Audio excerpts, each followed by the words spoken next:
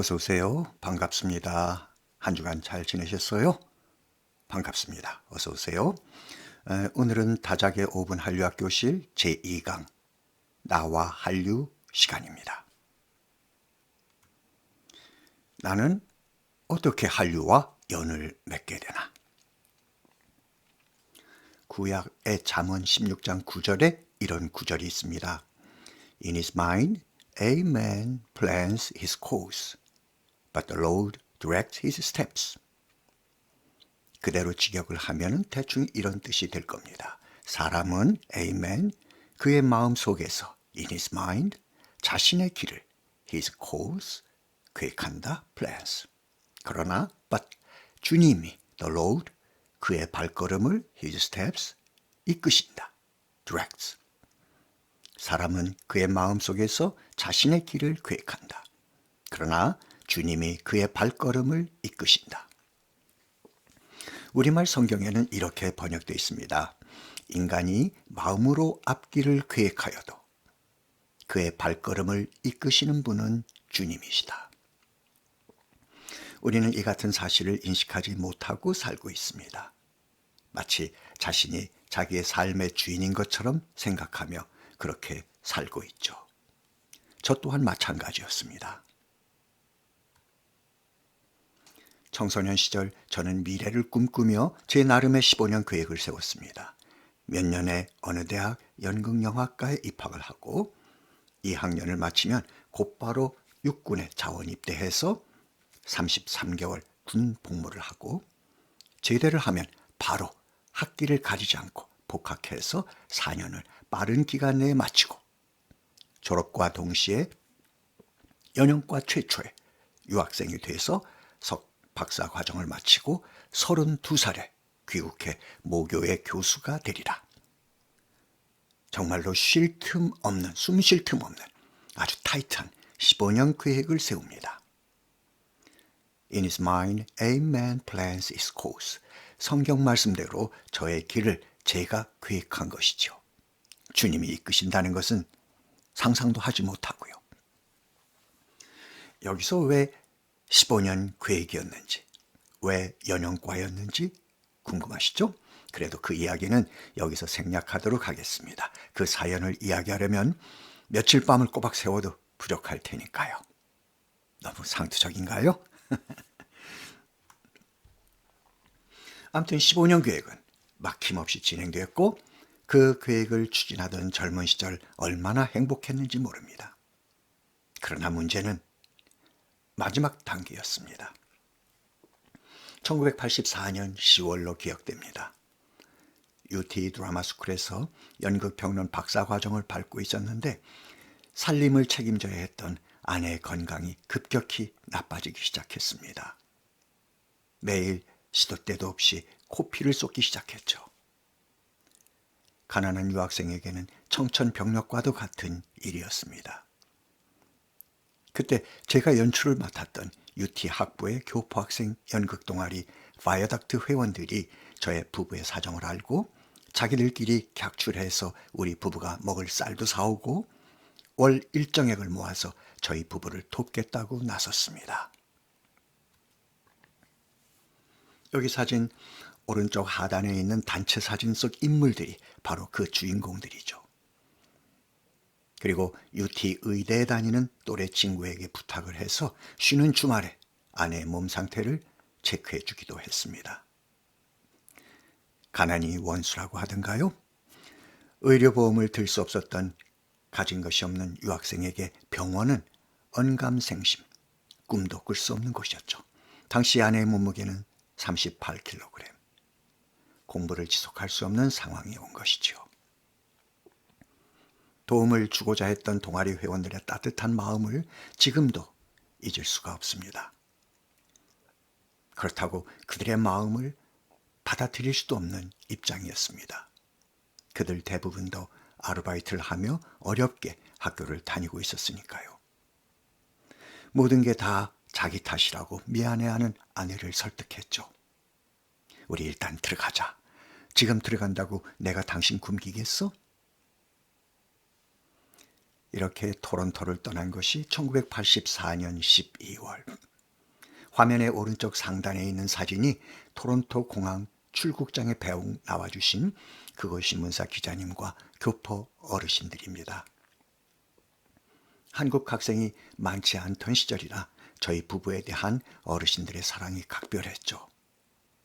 다시 돌아가 공부할 거라고 담요와 밥그릇 숟가락들은 상단 좌측에 있는 사진 속 체격 건장하신 분, 저의 모교와 라이벌인 중앙대 연극영화과 출신이십니다.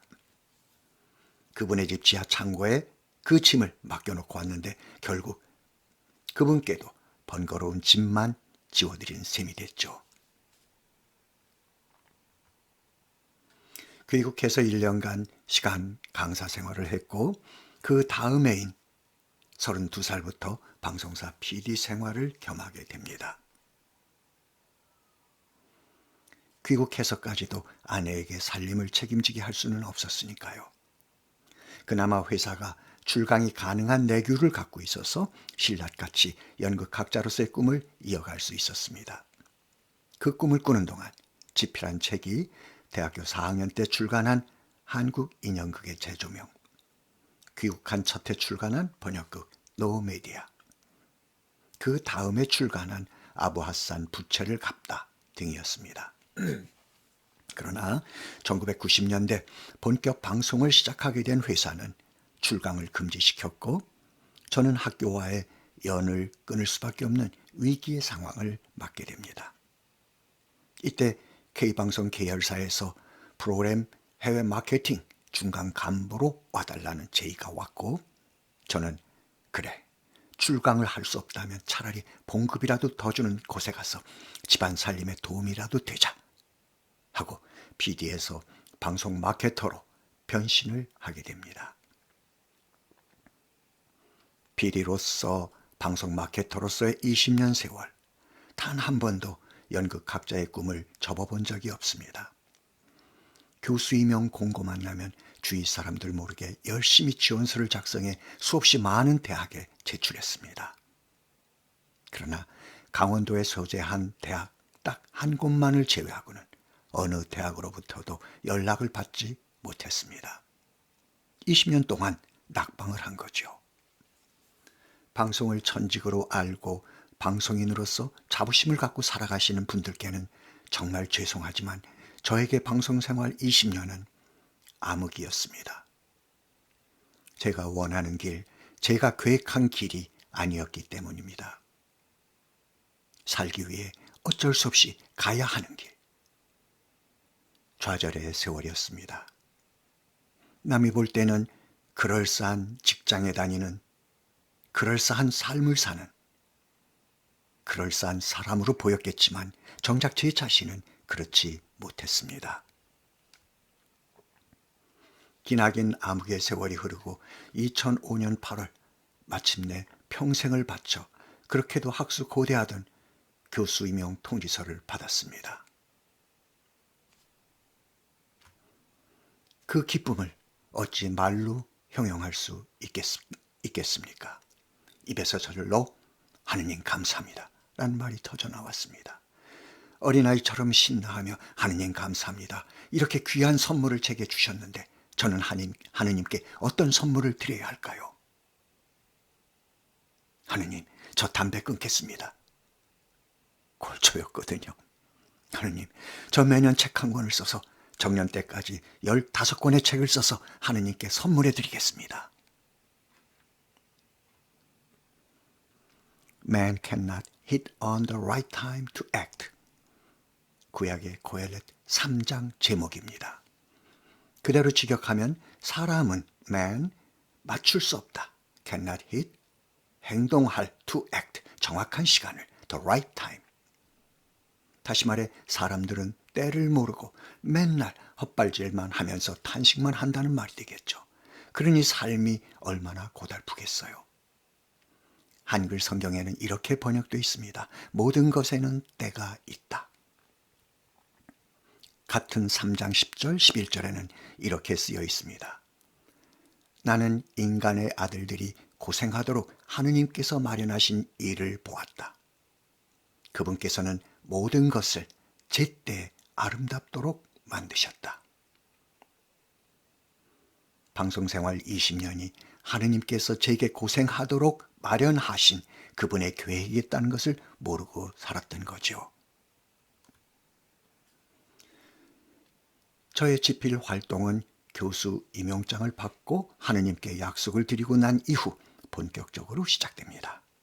그러나 제가 한류학자가 되겠다고 그것을 목표로 글을 쓴 것은 아닙니다. 그저 제가 살면서 공부해온 것, 그러니까 연극 연출, 방송 연출, 방송 프로그램, 해외 마케팅 같이 저의 영역 안에서 제가 공부한 쓸 수 있는 것들을 썼을 뿐입니다. 특별히 어떤 목표나 목적의식이 있었던 것은 아닙니다. 그런데 2013년 출간된 전환기의 한류를 집필할 때 참 신기한 경험을 합니다. 파노라마 영화를 보듯 앞이 훤히 보이기 시작했습니다. 내년에는 이걸 쓰고 후년에는 이걸 쓰고 그 다음에는 이걸 쓰고 앞으로 내가 써나가야 할 과제들이 눈앞에 훤히 보이기 시작했습니다. 아, 이거구나. 이게 내가 가야 할 길이구나. 출판사의 원고를 넘기고 나면 흔히 하게 되는 가장 큰 고민. 다음엔 뭘 쓰지? 왜냐하면 그 책에 저의 모든 것을 다 쏟아부었기 때문에 그 순간 제 자신은 텅 빈 껍데기처럼 느껴지거든요. 제가 짠 15년 계획의 끝은 연극학자였습니다. In his mind, a man plans his course. 사람은 자신의 길을 계획합니다. 저는 연극학자의 길을 계획했습니다.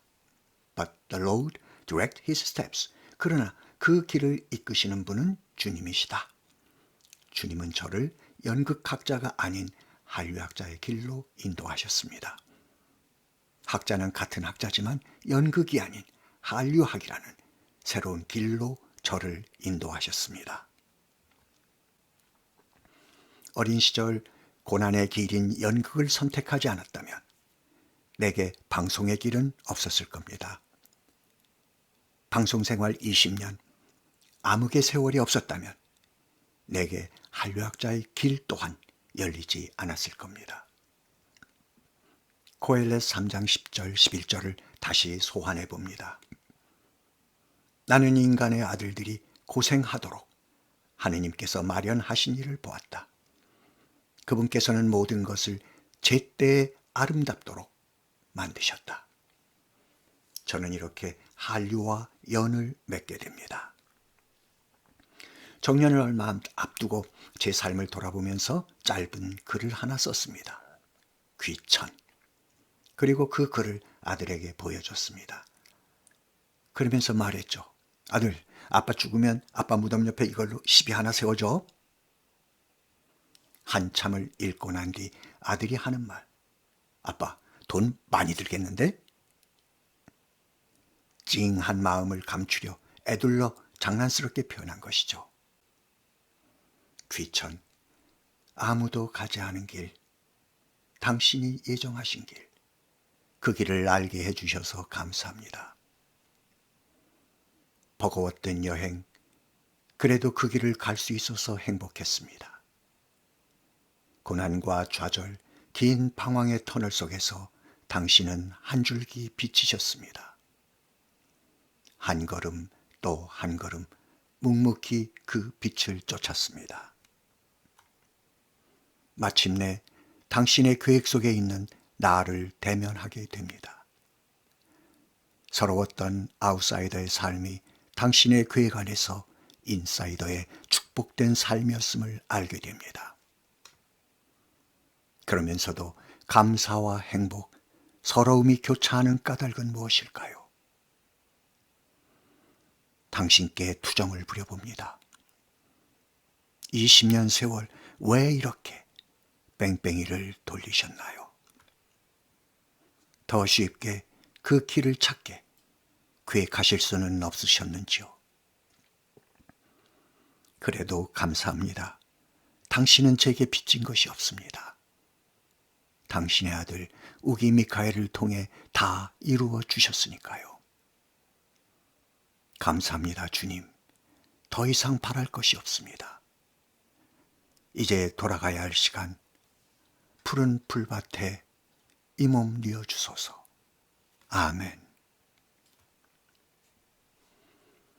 그러면서 저는 제 자신에게 새로운 임무를 부여합니다.